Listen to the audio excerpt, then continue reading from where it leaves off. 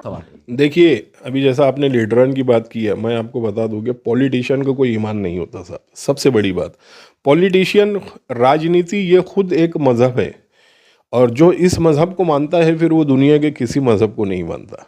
लेकिन मेरा मानना है कि अगर हमको, देखिए आपने बात की असद अवैसी साहब की, या मैं बात कर रहा हूँ लीडर की नहीं, मैं बात कर रहा हूँ रहबर की। हाँ। हमको रहबर की ज़रूरत है, हमको लीडर की ज़रूरत नहीं है। लीडर बहुत है, इतने तो ये हैं मतलब कि असद पूछे। साहब को आप रहबर के नजरिए से नहीं देखते? नहीं, मैं असद साहब को रहबर की नज़र से नहीं देखता तो हूँ। क्या ये मेरा मानना है। वजूहत क्या है मतलब एक? देखिए, अब ये अगर हम बात करें तो ये फिर ये एक पॉलिटिकल इशू हो जाएगा। मेरा मानना है रहबर के अंदर जो खसूसियात होनी चाहिए, जो चेहरा मुझको रहबर जैसा दिखना चाहिए, तो ये मैं मेरे तौर पर इनफरादी तौर पर बात कर रहा हूँ। उसमें किसी और लोगों को चाहे वो जो भी फैसला करे, मैं इनफरादी तौर पर जो बात कर रहा हूँ उसमें मैं ये बताता हूँ कि मैं मेरे तौर पर असद अवैसी साहब को रहबर के तौर पर नहीं देखता हूँ।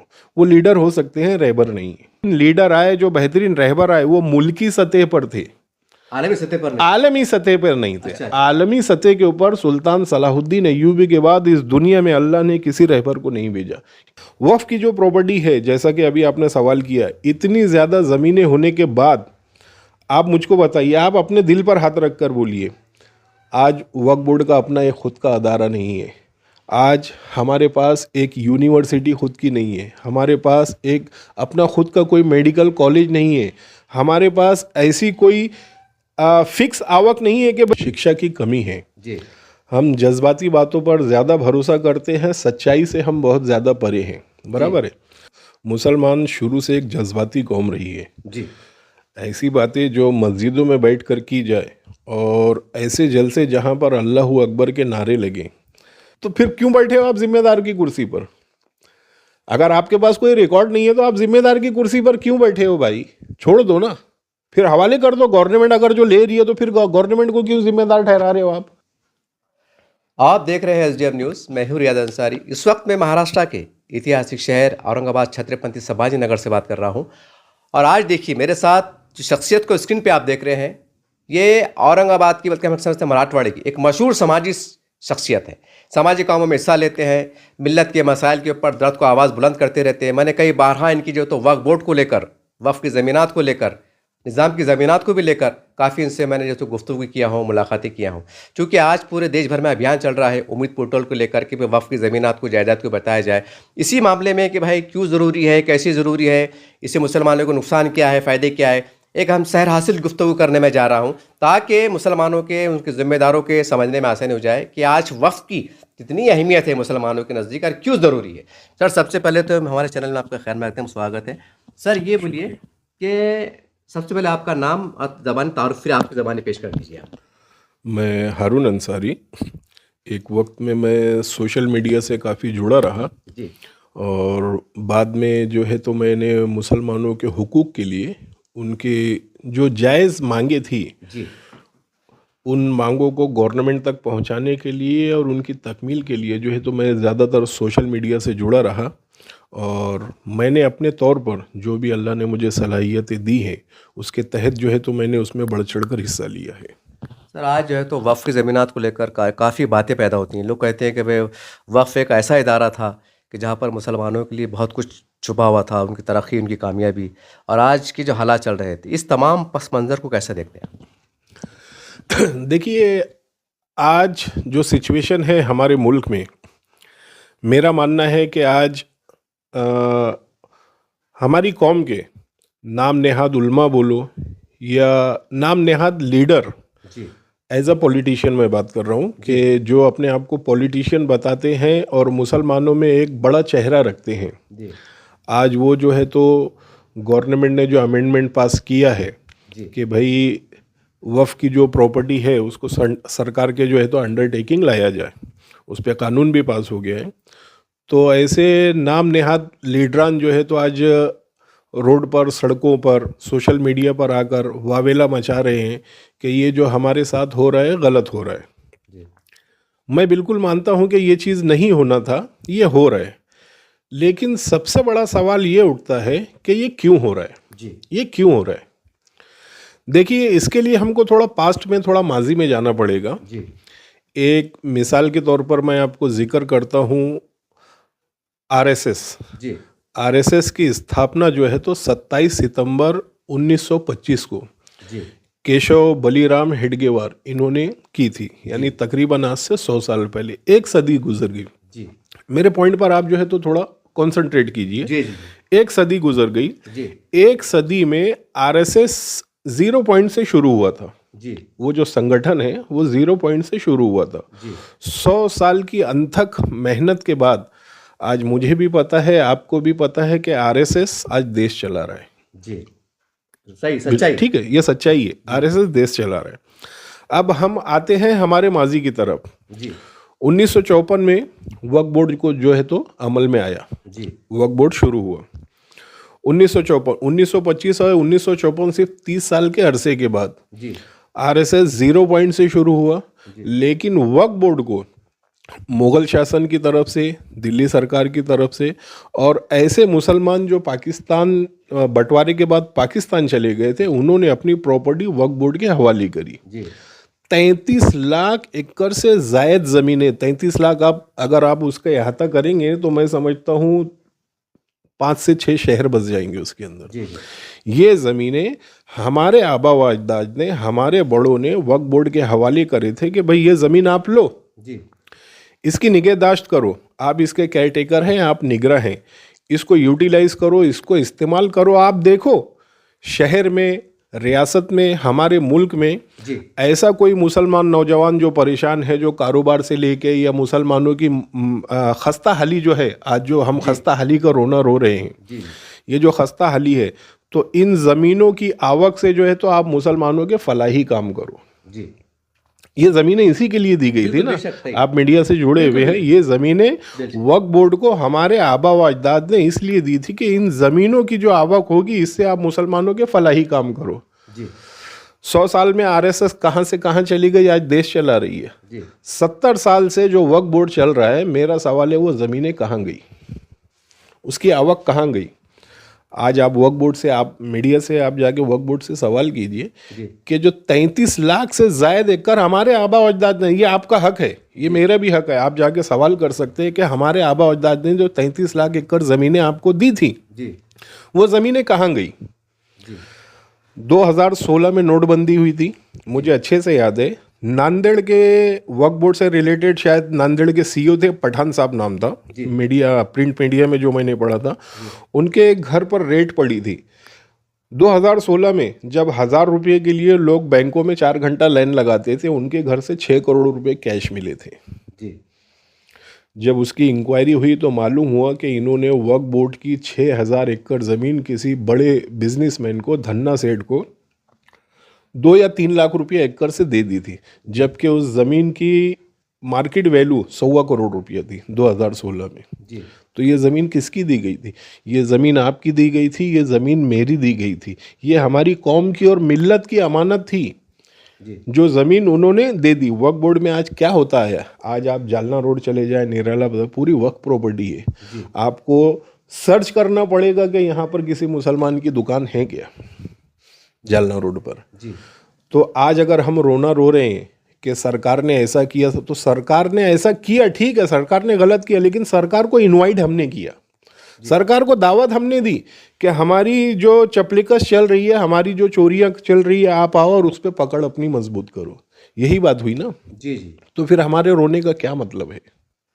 सर, एक बात जहन में आ रही है कि वक्फ की ज़मीनात का जिक्र निकल गया है कि मैंने भी एक थोड़ा बहुत कानून की जानकारी मुझे भी इसके बारे में, उसमें मैंने एक कानून में ये पढ़ा था कि वक्फ की ज़मीन को बेचा नहीं जा सकता। सवाल ये फिर बेची कैसी गई? देखिए, मसला कैसा होता है, ये हमारे देश का बहुत बड़ा अलमिया है, बहुत बड़ा रोना है कि जिस अदारे से, गवर्नमेंट का कोई भी आप अदारा ले लो, एमएससी भी ले लो, पुलिस डिपार्टमेंट ले लो, XYZ कोई भी ले लो, हर जगह जो है तो बदउनवानी चलती है, हर जगह जो है तो करप्शन है।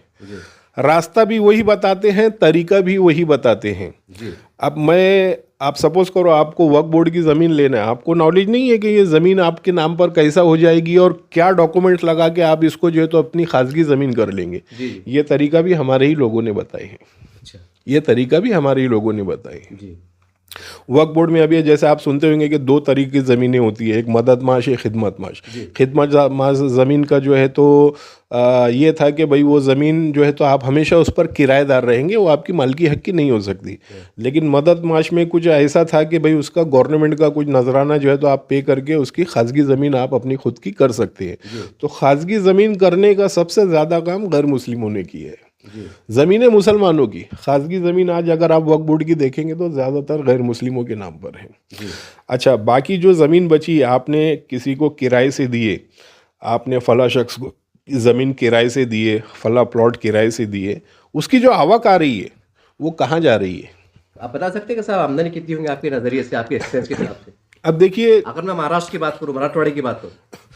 ये जो आपने सवाल किया तो ये इसका सीधा सा जवाब ये है कि अगर मैं किसी चोर से पूछूं कि बताओ भाई आज तक तुमने कितनी चोरियां की है, ये तो वो शायद सही जवाब नहीं देगा। जी मेरा कहना सिर्फ ये है, मैं वक्फ बोर्ड को या हमारे जो बड़े लीडरान हैं उलमा, मैं उनको दोष नहीं दे रहा हूँ। मेरा बस इतना मानना है, ये इसमें हमारी कौम भी बहुत बड़ी जिम्मेदार है। हमको पता है कि ये चोरी हो रही है, ये प्रॉपर्टी हमारी है, ये ज़मीनें हमारी है, ये हमारे आबा अजदाद ने हमारे नाम पर की हैं। उसके बाद भी अगर उसमें बदअनवानी हो रही है तो ये हमारी कौम का काम है कि हमको आकर उसकी तफ्तीश करना चाहिए, उनसे सवाल करना चाहिए। ये हमारा हक है। उस प्रॉपर्टी की ऑनर वक्फ बोर्ड नहीं है, उस प्रॉपर्टी की ऑनर मिल्लत है, उस प्रॉपर्टी की ऑनर कौम है। सर, सवाल ये है सर कि ऐसा मैंने, हमारे पास 4-5 इस्लामी तंजीमें माशाल्लाह बहुत प्यारा काम करते हैं, मिल्लत को संभाल रहे हैं, हालात से जूझ रहे हैं। मैं ये सवाल ये है कि आज के मौजूदा हालात में ज़मीन को बचाने के लिए, डेवलपमेंट के लिए 4-5 तंजीम इस्लामी, मैं इसका वजाहत भी कर दूँ ताकि देखने और गलतफहमी ना हो, क्योंकि भाई कोई पार्टी, कोई लीडर मुसलमान में ताकत रखता नहीं कि लाखों रुपए लगा के उसको डेवलपमेंट कर सके। ये इस्लामी तंजीमों के पास इतना ज़राए और रहते कि ज़कात से, अतीयत से, सदक़े से, खैरात से लाखों रुपए जमा हो सकते हैं और वो पैसा हम कहीं अच्छे अंदाज से यूटिलाइज कर सकते हैं। क्या इस तरह के आप नए हालात में इस तरह के वसाइल ज़राए इस्तेमाल हो सकते हैं? देखिए अंसारी साहब, मुसलमान शुरू से एक जज्बाती कौम रही है। जी ऐसी बातें जो मस्जिदों में बैठ कर की जाए और ऐसे जलसे जहाँ पर अल्लाह अकबर के नारे लगे, हमारी कौम में अगर आप नौजवान जनरेशन को देखेंगे तो आप खुद इस बात को कबूल करेंगे कि हमारे पास तालीम का फुकदान है, शिक्षा की कमी है। जी हम जज्बाती बातों पर ज़्यादा भरोसा करते हैं, सच्चाई से हम बहुत ज़्यादा परे हैं। बराबर है। तो इस काम को करने के लिए मेरा मानना है कि आज के दौर में उलमाए कराम को मैदान में आना पड़ेगा। ये बहुत नाजुक वक्त है साहब। अगर आज अभी देखिए बात निकली है नौजवानों की, मैं बताता हूँ, आज रिक्शा ड्राइवरों में अगर आप देखेंगे तो सबसे ज़्यादा मुसलमान आपको मिलेंगे। सही बात है। भंगार का धंधा करने वाले अगर आप देखेंगे तो सबसे ज़्यादा मुसलमान आपको मिलेंगे। फ्रूट का जो ठेले गाड़ियाँ लगाते हैं अगर आप उसमें देखेंगे तो सबसे ज़्यादा मुसलमान मिलेंगे। वक्फ की जो प्रॉपर्टी है, जैसा कि अभी आपने सवाल किया, इतनी ज़्यादा ज़मीनें होने के बाद आप मुझको बताइए, आप अपने दिल पर हाथ रख कर बोलिए, आज वक्फ बोर्ड का अपना एक खुद का अदारा नहीं है, आज हमारे पास एक यूनिवर्सिटी खुद की नहीं है, हमारे पास एक अपना खुद का कोई मेडिकल कॉलेज नहीं है, हमारे पास ऐसी कोई फिक्स आवक नहीं है कि भाई ये जो साल का जमा हो रहा है इसमें हम मुसलमान नौजवानों को तालीमी मैदान में आगे बढ़ाएंगे। है तो क्यों नहीं हो सकता साहब? क्यों हो रहा, क्यों नहीं इसकी वजह से? नहीं, ठीक है, ये नहीं हो रहा है। यही बातों का जो है तो मैंने खुलासा किया कि अभी तक जो बदउनवानियाँ होती रही है ये उसका रिजल्ट है कि आज मुसलमान नौजवान सड़कों पर आ गया। मुसलमान नौजवान जो सड़कों पर आया है ये उन्हीं बदउनवानियों का नतीजा है। लेकिन जो हो गया सो हो गया। आज भी जो बचा हुआ है, अगर मेरा मानना है हमारे उलमाए कराम मैदान में आते हैं तो जो बच गया है हम उसको बचा सकते हैं साहब। ये हमारे लिए बहुत बड़ा लम्हे फिक्रिया है, इसको बहुत संजीदगी से लेने की ज़रूरत है। देखिए दुनिया की कोई दूसरी कौम आकर जो है तो आपकी फला का काम नहीं करने वाली है। वो नहीं चाहेगी कि मुसलमान नौजवान जो है तो आईएएस और आईपीएस बने, वो नहीं चाहेगी कि मुसलमान नौजवान जो है तो यूपीएससी करे, वो नहीं चाहेगी कि मुसलमान नौजवान कलेक्टर और कमिश्नर बने, नहीं चाहेगी। ये सोच हमको पैदा करनी है। हमारी कौम और हमारे यंग जनरेशन के बारे में फिक्रमंद हमें होना है। अब हमें मीन्स इसके लिए हमारे उलमाए कराम को मैदान में आना होगा। सर, लेकिन अब जैसा आपने कहा कि उलमा इकराम को आगे आना चाहिए, सवाल ये फिर केसेस लड़ना और फिर ज़मीनात बची उसकी तार फिक्सिंग करना, उसकी निगरानी करना, सही उसको तो पैसा लगेगा, उसका पैसा आप कहाँ से कर सकते हैं? देखिए ठीक है, मैं अभी 2-3 साल पहले की आपको एक मिसाल देता हूँ। उस नौजवान का नाम मुझे गालिबन याद नहीं है, सोशल मीडिया पे आपने देखा होगा। रहमानी हाँ, उस बच्चे ने एक सोशल मीडिया पे एक वीडियो वायरल किया था कि मैं फला फला दीन का जो है तो रिलेटेड ऐसा काम कर रहा हूँ और मैं आपसे सिर्फ 1 रुपया चाहता हूँ। वली रहमानी बच्चा नाम था शायद, बराबर। 1 रुपया चाहता हूँ। तो उसने 1 रुपया जो है तो वो अपना फ़ोन पे का जो है तो स्कैनर जो भी है उसने दिया था, तो लोगों ने इतनी अमाउंट जमा हुआ कि उसका जो बजट था उससे ज़्यादा ऊपर चला गया वो। तो ये तो कौम का मामला है, हमारे नौजवानों के मुस्तकबिल का मामला है। क्या इसके लिए कौम आगे नहीं आ सकती? अगर इसके लिए उलमाए कराम संजीदगी से बैठ के सोचे, मैं इसमें पॉलिटिशियन को शामिल करने की बात नहीं कर रहा हूँ, पॉलिटिशियन को हम शामिल नहीं कर रहे, वो कोई भी पार्टी को, हम पॉलिटिशियन की बात नहीं कर रहे, हम उलमाए कराम की बात कर रहे हैं। उलमाए कराम अगर आकर संजीदगी से बैठकर इसके ऊपर रास्ता निकालते हैं तो देखिए दुनिया में ऐसा कोई मसला नहीं है जिसका हल अल्लाह ने मौजूद नहीं रखा है। कोशिश हमको करना पड़ेगी। सर लेकिन एक सवाल ये हो, जब पैसे का मामला आता है, मैं भी लोगों से मिला हूँ, लोग कहते हैं नए अंसारी साहब, नए पत्रकार साहब, पैसों का मामला है, लोग इल्ज़ाम लगा देते हैं, खा लिए, ये कर लिए, वो कर लिए, घरा भर लिए।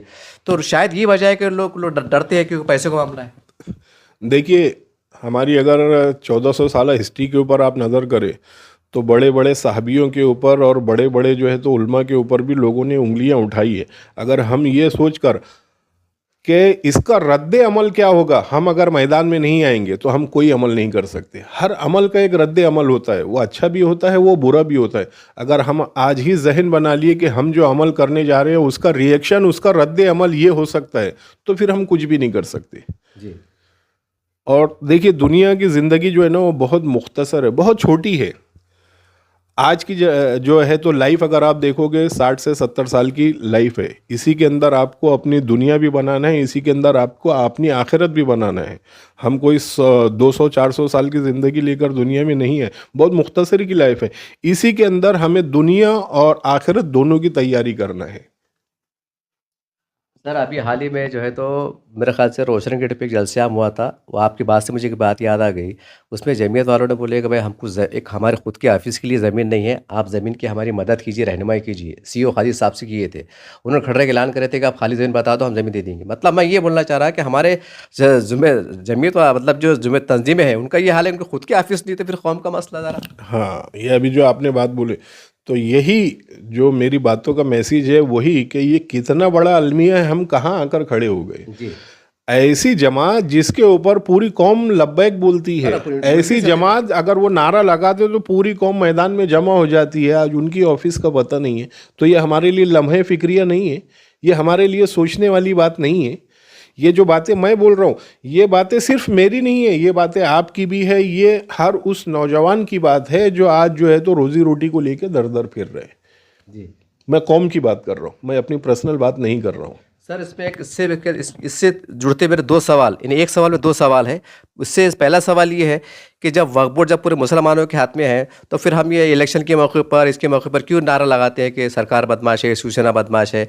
जब हमारे हाथ में है तो फिर हमारे लीडरान बोलो, हमारे ज़िम्मेदार बोलो, सरकार को क्यों कोसते हैं? एक सवाल, ये दो सवाल। देखिए, अभी जैसा आपने लीडरन की बात की है, मैं आपको बता दूं कि पॉलिटिशियन को कोई ईमान नहीं होता साहब। सबसे बड़ी बात, पॉलिटिशियन, राजनीति ये खुद एक मज़हब है और जो इस मज़हब को मानता है फिर वो दुनिया के किसी मज़हब को नहीं मानता। राजनीति ऐसा मज़हब, अजीब गरीब, आपने एक नई जात में समझता हूं, पहली बार सुना हूं। राजनीति ऐसा मज़हब है। मैं ये नहीं कर रहा हूँ, कह रहा हूँ आप किसी भी कौम के पॉलिटिशियन को देख ले, दुनिया में मशहूर और लोग मिसाल दी जाती है कि लीडर वाले वादे हैं ये। अच्छा अच्छा। वो वक्ती तौर पर वादे कर देना अलग बात है और उस वादे को पूरा करना ये अलग बात है। लीडरान हिंदुस्तान में गुजरे, हमारे मुल्क में गुजरे हैं जो वाकई में लीडर कहलाने के हकदार थे, अब वो हमारे बीच नहीं रहे। अब वो लीडर हैं जो आपको लड़ाएंगे, आपको बहकाएंगे, आपको वर गलाएंगे, हिंदू मुस्लिम का फितना पैदा करेंगे और ये सारी चीज़ें वो इसलिए करेंगे कि हमको वोट होना और हमारी कुर्सी बरकरार रहना। और हमारी कुर्सी इसलिए बरकरार रहना कि हम जो आज 1000 रुपये की चोरी कर रहे हैं वो 10,000 रुपये की चोरी करे, वो लाखों की चोरी करे। इसलिए मेरा मानना है कि पॉलिटिशियन का कोई ईमान नहीं होता। राजनीति अपने आप में खुद एक मज़हब है और जो राजनीति को मानता है वो फिर दुनिया के किसी मज़हब को नहीं मानता। सर एक सवाल ये होता है, अक्सर हम अखबार में पढ़ते हैं कि भाई जैसा आपने उलमा कराम का जिक्र किया है कि उनको मैदान में आना चाहिए, लेकिन एक तबका ये भी बोलता है कि नहीं, हमें आमदार बनना चाहिए, हमें खासदार बनना चाहिए, हमें सरकार में जाना चाहिए ताकि हम हमारे हुकूक की लड़ाई लड़ सकें और ख़ास करके वक्फ की ज़मीनात को हम बचा सकें। सरकार में रहेंगे तो हम बहुत कुछ कर सकते हैं। एक नज़रिया, एक आवाज़ इस तरह से उठती है, तो कैसे देखते हैं आप? देखिए, अभी जैसा आपने कहा, हमारे सामने दो ऑप्शन है, एक तालीम का, जी एक पॉलिटिक्स का, ठीक है। जी अब हम आते हैं भारत में हमारी संख्या के ऊपर, जी हमारी तादाद कितनी है जी और उसमें आज मुसलमानों के हालात क्या है। हम हमारे अंदर जो है ना, अंसारी साहब, लीडरान बहुत पैदा हुए, बहुत लीडरान। आप एक पत्थर हटाओगे 4 लीडर मिलेंगे, लेकिन रहबर नहीं है, जी कायद नहीं है। ऐसा रहबर, मेरा मानना है, अगर आप इस्लामी तारीख के ऊपर नज़र करेंगे तो मेरा मानना है सुल्तान सलाहुद्दीन अय्यूबी के बाद इस दुनिया में लीडर दोबारा नहीं आया, रहबर दोबारा नहीं आया। रहबर वो होता है जिसकी आवाज़ के ऊपर जो है तो पूरी कौम एक प्लेटफॉर्म के ऊपर आकर खड़ी हो जाती है। आप दुनिया का नज़ारा का, दुनिया का इतिहास देख लीजिए, 800 साल का, मैं सलाहुद्दीन अय्यूबी के दौर के बाद की बात कर रहा हूँ, 800 साल की आप तारीख उठाकर देख लीजिए और मुझे एक रहबर बता दीजिए। और जो लोग आए, जो बेहतरीन लीडर आए, जो बेहतरीन रहबर आए, वो मुल्की सतह पर थे, आलमी सतह पर नहीं। आलमी सतह पर नहीं थे। अच्छा। आलमी सतह के ऊपर सुल्तान सलाहुद्दीन अय्यूबी के बाद इस दुनिया में अल्लाह ने किसी रहबर को नहीं भेजा, क्योंकि हमारे अमाल ऐसे हैं कि वो अल्लाह भी नहीं चाहता। जैसे हमारे अमाल रहेंगे, आज हम एक प्लेटफॉर्म पर आ जाए, एक आवाज़ ऐसी उठेगी कि वो पूरी दुनिया का नक्शा बदल देगी। देखिए, इनकलाब लाने से आता है, बोलने से नहीं आता। जी इनकलाब के लिए आपको कोशिशें करना पड़ती है और वो कोशिशें बरसों की रहती है, जब जाकर इनकलाब जो है तो दुनिया में पैदा। 100 साल मेहनत की आरएसएस ने। हमने क्या किया? हमने जो हमारे पास था हमने वो भी लुटा दिया। आज हम रिक्शा चला रहे हैं, आज हम फ्रूट बेच रहे हैं, आज हम भंगार का धंधा कर रहे हैं, आज हम वो नशे की अगर देखें तो सबसे ज़्यादा शहर में, अब शहर में नहीं, मैं समझता हूँ आज तो हर बड़े शहर का ये रुझान बन गया। सबसे ज़्यादा अगर आप देखोगे तो नौजवान नस्ल उसके अंदर मशगूल है।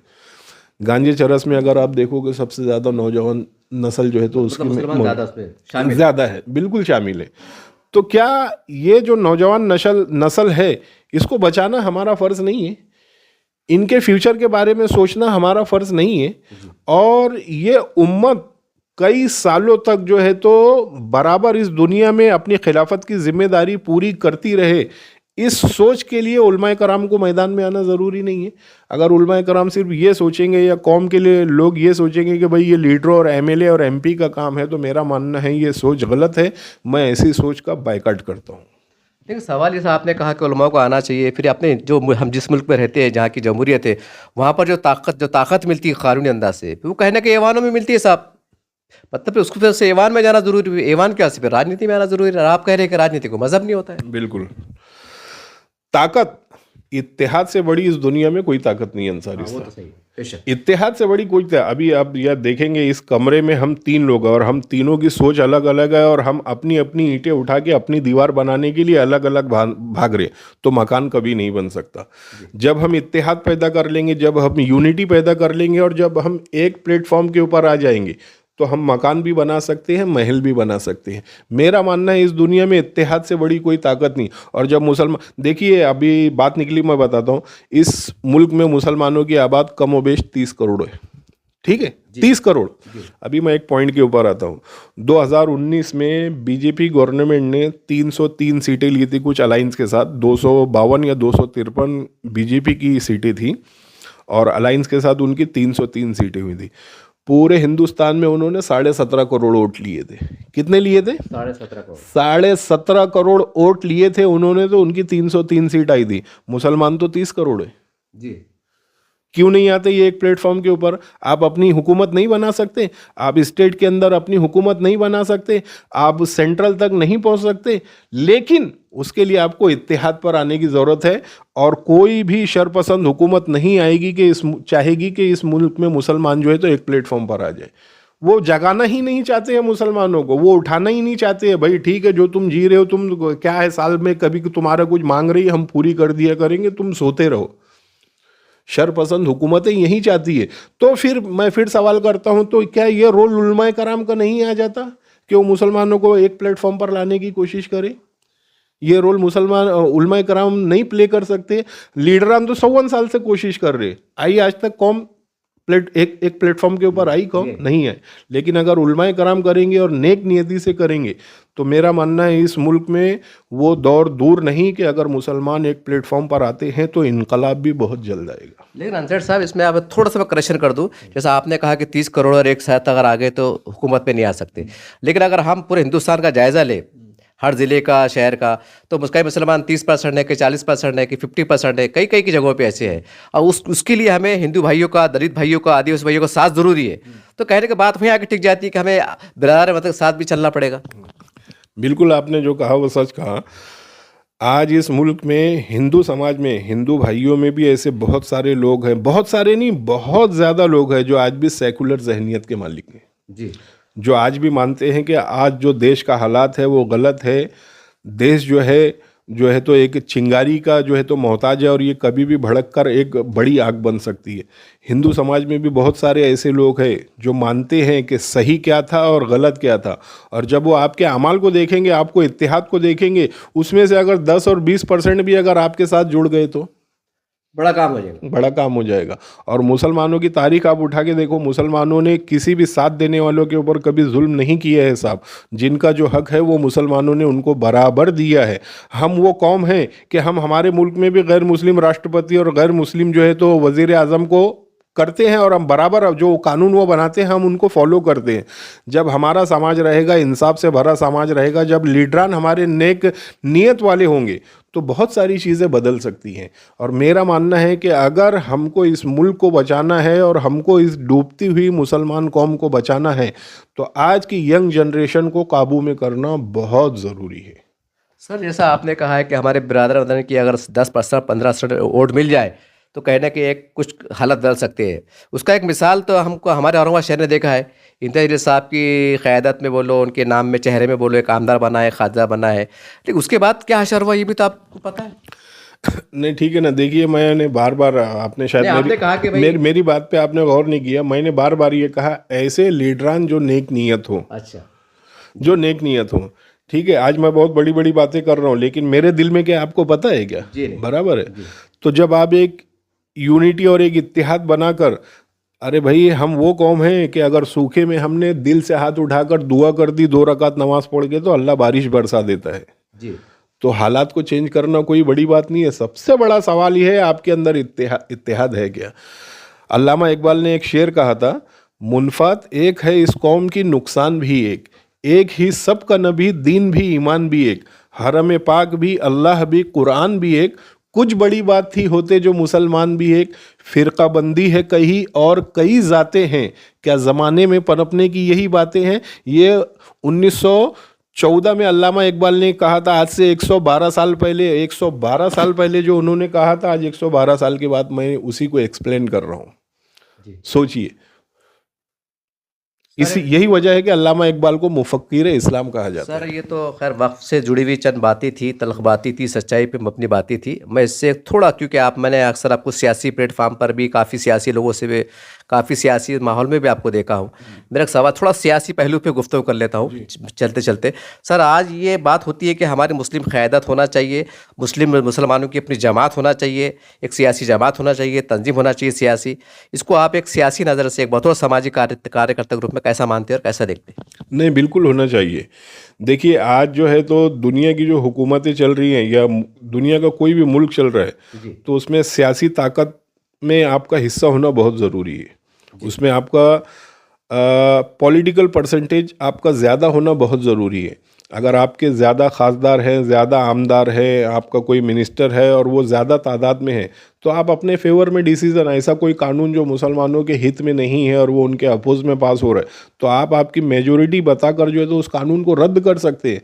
ऐसे बहुत सारे फलाही काम जो मुसलमानों के हित में है, आप उसको कानून बनाकर मुसलमानों के लिए पास कर सकते हैं। इसलिए पॉलिटिक्स के अंदर मुसलमानों का हिस्सा होना बहुत ज़रूरी है, लेकिन वो हिस्से के लिए सबसे पहली शर्त है तालीम, काबिलियत।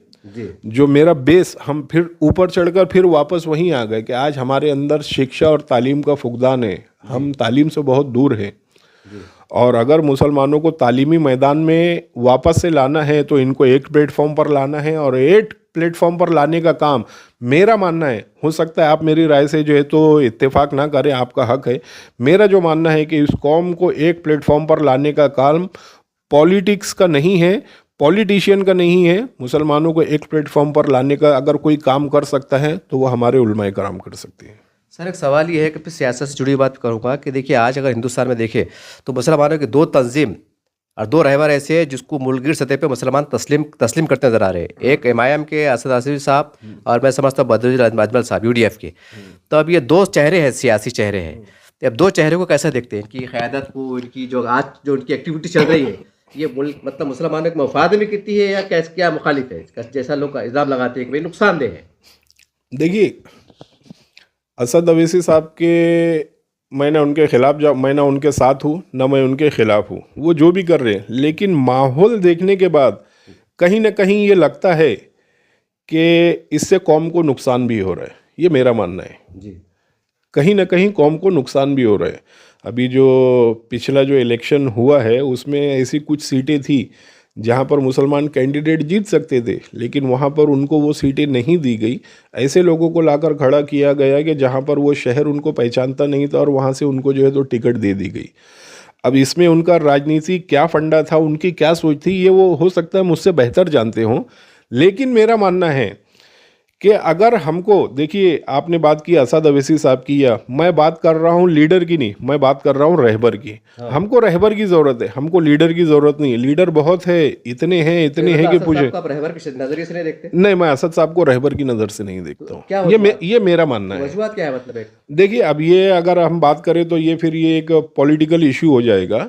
मेरा मानना है रहबर के अंदर जो खसूसियात होनी चाहिए, जो चेहरा मुझको रहबर जैसा दिखना चाहिए, तो ये मैं मेरे तौर पर इनफरादी तौर पर बात कर रहा हूँ। उसमें किसी और लोगों को चाहे वो जो भी फैसला करे, मैं इनफरादी तौर पर जो बात कर रहा हूँ उसमें मैं ये बताता हूँ कि मैं मेरे तौर पर असद अवैसी साहब को रहबर के तौर पर नहीं देखता हूँ। वो लीडर हो सकते हैं, रहबर नहीं है। सर लेकिन अगर चुनाव में देखते हैं तो असद साहब ने कहे थे कि हम अलायंस करने के लिए तैयार है। लोग बीजेपी का बी टीम होने का नारा लगाते हैं। हमने देखिए वक्फी गुफ्तगू कर लिया, अब सियासी गुफ्तगू चल रही है हमारी।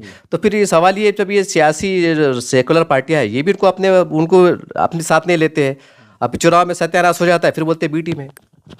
मैंने अभी जो कहा कि राजनीति एक ऐसा मज़हब है कि जो उस मज़हब को मानता है वो दुनिया के किस मज़हब को नहीं मानता।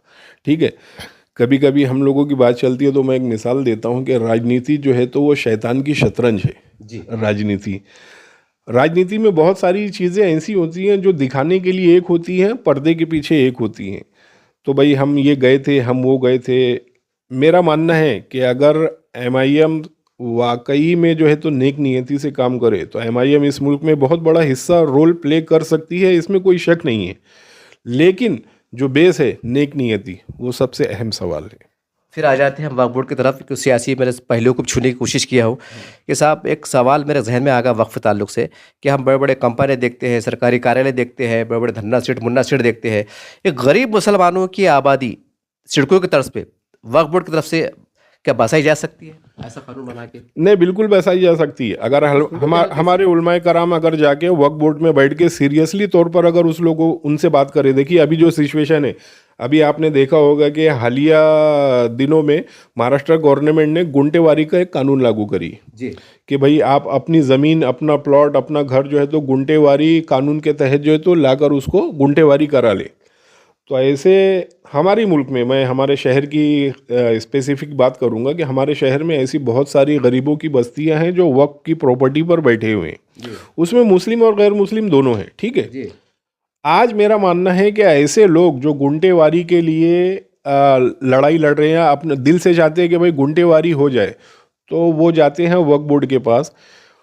वक्फ बोर्ड से वो ये कहते हैं कि भाई गवर्नमेंट हमारी गुंटेवारी करने के लिए तैयार है, लेकिन उनका कहना है कि आप वक्फ बोर्ड से इसकी एनओसी लेकर आएँ। तो बराबर है, तो ठीक है, वक्फ बोर्ड जो है तो उनकी जो भी प्रोसेस है वो पूरी करके, उनका जो भी ठीक उनको लगता है मुआवजा वो फिक्स करके ऐसी गरीब बस्तों की उन्होंने गुंटेवारी करके दे देनी चाहिए ताकि वो गरीबों की छत बरकरार रहे। ये मेरा मानना है। और अगर उलमाए कराम इस मैदान में आकर वक्फ बोर्ड से रूबरू बैठकर बात करते हैं तो इस मसले का हल बिल्कुल निकल सकता है। नहीं, मेरा सवाल ये था कि जो खाली ज़मीनात है उसको, जैसे 20 एकड़ ज़मीन है वहाँ पर जैसा सिडको बनाते हैं 3 माला बिल्डिंग, एक हाउसिंग सोसाइटी, उस सतह पे काम हो सकता है, ये सवाल था मेरा। नहीं, बिल्कुल हो सकता है ना। आप जो बोल रहे हैं ना, वक्फ की ऐसी जो ज़मीनें कि भाई वहाँ पे जिस तरह से सिडको एक अदारा है, सिडको एक अदारा है, वो जो है तो बस्तियों को, शहरों को, ज़मीनों को डेवलप करके वहाँ पर बसाता है 99 साल की लीज पर। उसी तर्ज पर वक्फ बोर्ड भी को भी करना चाहिए। लेकिन वक्फ बोर्ड वाले बोलते हैं कि मंशा वक्फ के खिलाफ है। नहीं, देखिए, अगर वक्फ बोर्ड वाले ये बोलते हैं कि वो मंशा वक्फ के खिलाफ है, तो वक्फ बोर्ड को प्रॉपर्टी इसलिए दी गई थी कि इससे मुसलमानों का फलाही काम किया जाए, और गैर मुस्लिमों को क्यों दी गई है ज़मीनें? वो वक्फ के कानून के खिलाफ नहीं थी, वो वक्फ के कानून के खिलाफ नहीं थी क्या? आज ये ज़मीनें, मैं फिर जहाँ से शुरू किया था वहीं आ रहा हूँ कि ज़मीनें वक्फ को इसलिए दी गई थी कि आप इसे मुसलमान कौम का भला कीजिए। साहब, कौन सा भला हुआ? आप अपने दिल पर हाथ रख के बताइए, कौन सा भला हुआ? नहीं नहीं, वो हम तो देख रहे साहब, तबाही है। नहीं भला हुआ। तो जहां उनके हित की बात आती है वो एक एक्ट को सामने कर देते हैं, और जहां उनके हित की बात नहीं आती तो फिर सारे एक्ट का पन्ना पलट देते हो। ऐसा नहीं चलेगा ना जी। ऐसा नहीं चलेगा। जो आपके फायदे के लिए है वो आप मानोगे, जो आपके लिए नुकसान है, जिससे आपके ऊपर सवाल उठते हैं, वो आप नहीं मानोगे, तो ऐसा नहीं चलेगा ना। अच्छा साहब, एक सभी आखिरी सवाल ले लेते हैं, एक दो सवाल और रह गए मेरे। सवाल ये है कि देखिए, जब कुल मिला के बात निकल के आती है, हम अखबार का मुताला भी करते हैं, बड़ों से भी सुनते हैं कि वक्फ बोर्ड के ज़रिए से मुसलमानों की आबादी हो सकती है, तरक्की हो सकती है, मुसलमान देने वाला बन सकता है। मेरा सवाल एक फितरतन है, आम लोगों का सवाल भी है ये, फिर तमाम जो लीडर चाहे किसी पार्टी के हो, ये चुन के आने के बाद वक्फ के ऊपर ईमानदारी से काम किया, वक्फ को भूल जाते हैं साहब वो। इसके ऊपर क्या कहेंगे? इसके ऊपर जो मैंने कहा कि हमारे कौम को जो है तो रहबर की ज़रूरत है, लीडर की नहीं। मेरे कहने का मंशा यही था कि हम लीडर के ऊपर भरोसा नहीं कर सकते। देखिए, आज जो एमएलए हो, एमपी हो, नगर सेवक हो, आज आप नगर सेवक के इलेक्शन में देखेंगे तो एक एक नगर सेवक 1-1 करोड़ रुपया खर्च करता है जी। क्यों खर्च करता है? वो उसकी मंशा क्या है? 20-25 हज़ार रुपया तो उनको माहवार मिलता है, 1 करोड़ रुपया क्यों खर्चा करता है? ये वोट देने वाला भी अच्छे से जानता है कि ये शख्स 1 करोड़ रुपया इसलिए खर्चा कर रहा है कि उसने जहन बना के रखा, एक मर्तबा मैं नगर सेवक बनकर आ गया तो मैं 1 करोड़ का 10 करोड़ रुपया वसूल करूंगा। यही सोच होती है। ऐसा होता है साहब? हाँ, बिल्कुल होता है, बिल्कुल होता है, बिल्कुल होता है। एक एमएलए 5-5 और 10-10 और 20-20 करोड़ रुपया एक सीट पे जीतने के लिए खर्च करता है। क्यों करता है? ये क्या सोशल वर्किंग है? ये काम फलाही कामों में आप खर्च नहीं करते हो, आप इलेक्शन में बराबर खर्च करते हो। इसलिए खर्च करते हो कि आपने पूरा जो है तो जहन बना के रखा है कि एक मरतबा जो मैं जीत के आया, आज जो लगा रहा हूँ इसका 100% मैं इनसे वसूलूंगा। यही सोच होती है। और ये हमारा अलमिया ये है कि हम भी जानते हैं कि ये लीडर जो इतना रुपया खर्च कर रहा है इसका एम क्या है, फिर भी हम उसको फॉलो करते हैं, उसके लिए अपने भाइयों से लड़ते हैं, उसके लिए हम झगड़े करते हैं, कॉलर पकड़ते हैं और उसको उड़ देते हैं। नहीं होता है ये? तो ये बहुत संजीदा और बहुत ही बड़ा अलमिया है, और इसके ऊपर मैं फिर से कहूँगा कि हमारे उलमाए कराम को बैठकर संजीदगी से सोचना चाहिए। सिर्फ मेरे बोलने पर वो सोचना चाहिए ऐसा नहीं, हो सकता है वो इसके ऊपर फिक्रमंद भी हो, इनके इस बात को लेकर उनकी कई बैठकें भी बैठी हों, लेकिन सिर्फ बैठकें बैठने से और सोचने से काम नहीं बनेगा। अब आपको मैदान अमल में आना पड़ेगा। सर, मैं समाज के दरमियान में घूमता हूँ, काफ़ी गरीब लोगों से जो मुलाकातें भी करता हूँ, उनका कहना ये है कि हमारे पास आज भी औरंगाबाद में वक्फ की ज़मीन आते हैं, एकड़ों से है।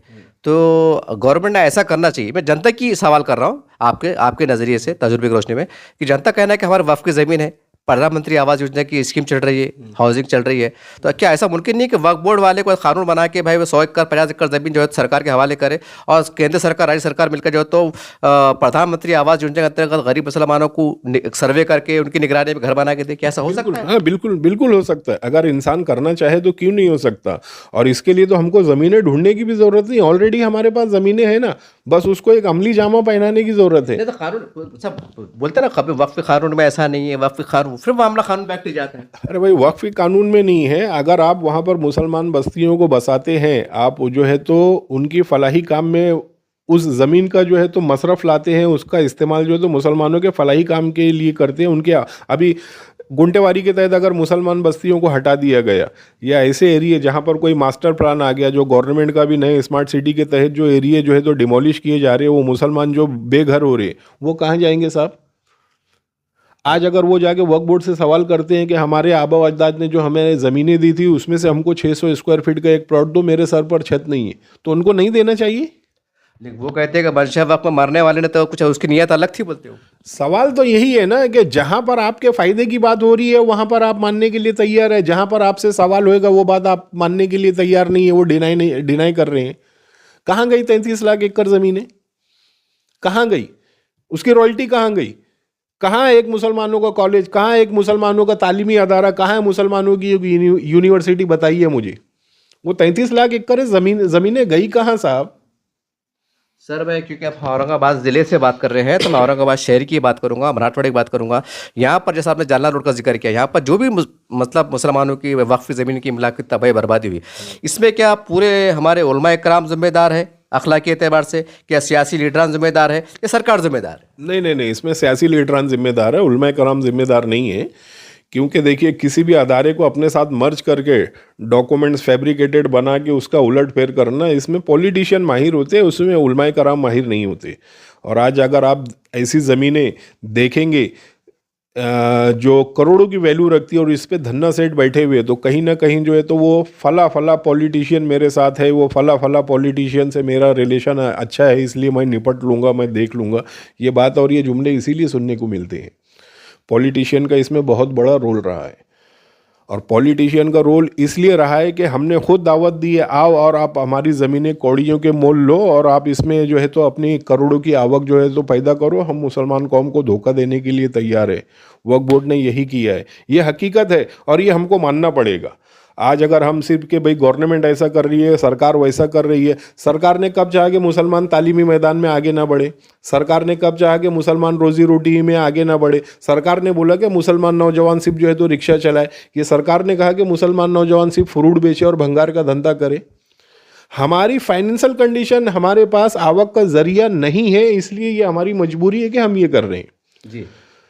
तो 33 लाख एकड़ ज़मीनों को अगर सही से यूटिलाइज करके उसकी जो अमाउंट है मुसलमानों के फलाही काम पर अगर खर्च किया जाता तो आज मुसलमानों में कितने मिनिस्टर होते, बहुत होते, कितने तालीम याफ्ता लोग होते, ऊंचे होते पर कितने मुसलमान नौजवान आज बैठे होते। तो इससे फिर पॉलिटिक्स में हमारा परसेंटेज नहीं बढ़ता था, सियासत में इसमें हमारा कद नहीं बढ़ता था। तो बेस तो वही बन रहा है ना कि भाई ये ज़मीनें गई कहाँ। देखिए सर, मैं अब थोड़ा सा करेक्शन करने की कोशिश करूंगा। जैसा आपने कहा कि हमारा उलमा इकराम जिम्मेदार नहीं, मैं भी उनका एहतराम करता हूं, मानना भी चाहिए। लेकिन सवाल ये है कि हमारे दीन में ये भी लिखा हुआ है कि जय कहीं बुराई अगर देखो तो ताकत से रोको, ताकत नहीं तो ज़बान से रोको, ज़बान नहीं तो दिल से बुरा मानो। तो इसके अंदर हमारे उलमा इकराम जो है तो कुछ चंदे से सदक़े से जमा करके, क्योंकि वह खुले तौर पे कहूँगा वो वहाँ सब पैसा चला, पैसे को भुक्के थे, तब ये गरीबों का उनके हाथ पैरों को सदका जमा करके तो कुछ मैनेजमेंट कर सकते थे ना साहब। कहीं ना कि अखलाक के एतबार से अब मजबूर है बोलने नहीं, को। ठीक है, आपका सवाल बहुत अच्छा था।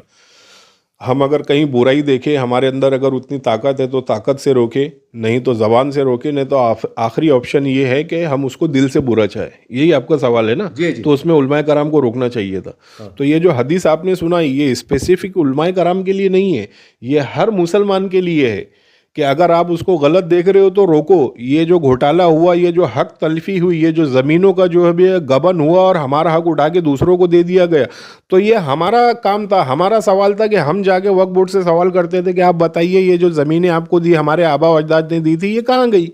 ये रोल तो हमारा भी था।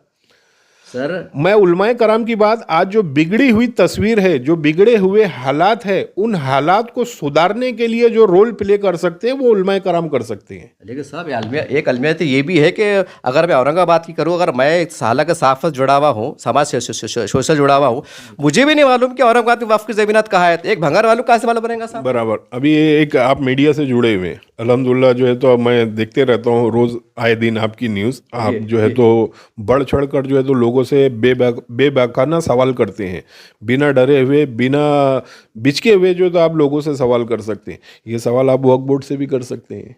आप मीडिया की एक यूनिटी बना के, जैसा अभी मैंने देखा था वॉइस ऑफ मीडिया बोल के औरंगाबाद में सूबेदारी गेस्ट हाउस में बाकायदा पूरे मीडिया के पर्सन जमा, मीडिया जाके सवाल नहीं कर सकती है, वक्फ बोर्ड जवाब नहीं देगा उनको।